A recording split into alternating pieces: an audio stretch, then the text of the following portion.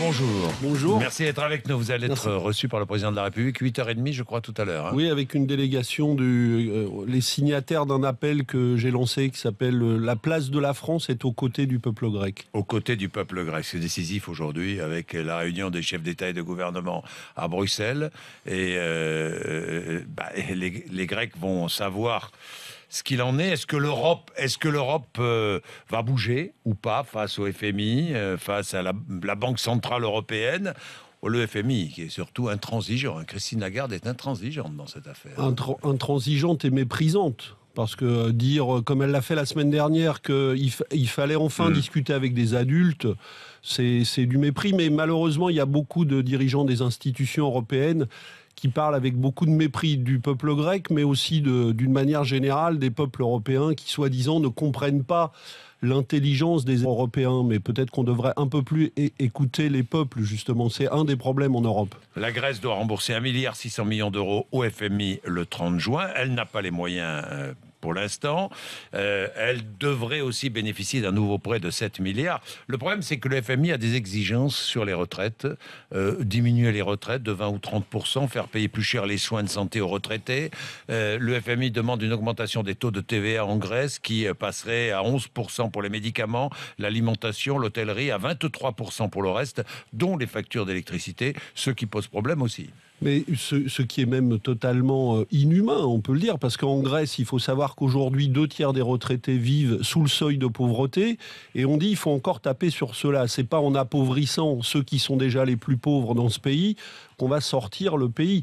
Et il faut savoir que le FMI, dans la discussion avec les Grecs, quand le gouvernement grec dit, contrairement à ce qu'ont fait tous les autres gouvernements, nous, les recettes fiscales, on veut aller les chercher du côté de l'évasion fiscale et des riches qui ne payent pas d'impôts en Grèce, le FMI dit « Ah bah nous, ça ne compte pas parce que ces recettes, elles sont aléatoires ». Donc en vérité, le FMI veut continuer à faire payer les plus pauvres et ne veut pas s'occuper et aider les Grecs à lutter contre la fraude fiscale. Parce que les riches grecs, il est où leur argent? Il est au Luxembourg, il est dans les paradis fiscaux européens. Donc il faudrait une coopération européenne pour aider justement les Grecs à avoir de nouvelles recettes fiscales. Ce serait ça la solution. Si la Grèce ne peut pas payer, le FMI reste intransigeant. Que se passe-t-il? La Grèce sort de l'euro. Absolument pas. Je crois qu'il faut une pression à la sortie politique. de la Grèce de l'euro? Absolument pas. Et les Grecs ne sont pas favorables non plus à la sortie de l'euro. Moi, je crois qu'il faut accepter que en Europe, un gouvernement puisse ne pas exactement suivre la même politique que tous les autres. Un dirigeant grec, j'étais à Athènes vendredi, me disait, la question c'est de savoir si l'austérité est au-dessus des lois ou est-ce que c'est la démocratie. Donc un peuple a décidé de sortir des politiques d'austérité absolument assassines qu'on lui impose depuis 5 ans. Eh bien, il faut respecter ça, il faut trouver un accord, mais le gouvernement grec est prêt à un compromis, mais qui respecte le choix qui a été fait par les Grecs.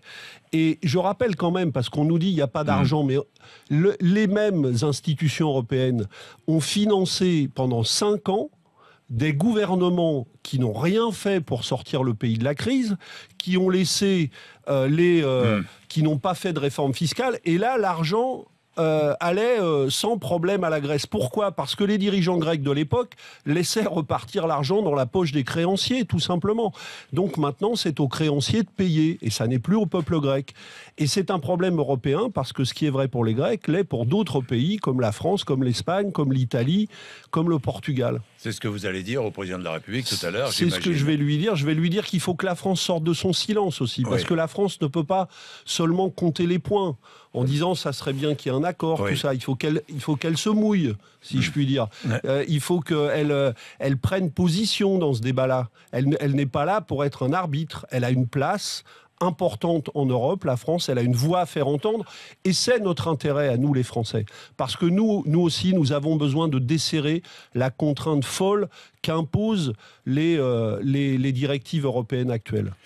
Pierre Laurent, quelques mots de ce rapport remis à Patrick Kanner, ministre de la Jeunesse, sur le rajeunissement de la vie politique, le renouvellement de la vie politique en France. Alors, il y a une idée, fixée à 70 ans, la limite d'âge pour se présenter à une élection.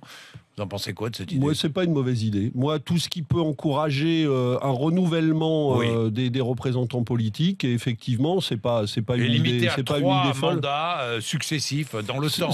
C'est une proposition qui fait partie de notre programme depuis très longtemps. Et même, on avait un débat sur ce que c'était, si c'était 2 ou 3. Ouais. Mais c'est effectivement, ça aussi, une bonne proposition. De bonnes propositions. Un mot aussi sur François Delapierre, qui nous a quittés. Oui, ben c'est toujours terrible. Un dirigeant du parti de gauche, un ami de Jean-Luc Mélenchon, mourir à 44 ans, c'est une injustice que personne ne peut accepter. Tumeur du cerveau. Il venait régulièrement ici intervenir. Il était charmant, d'ailleurs.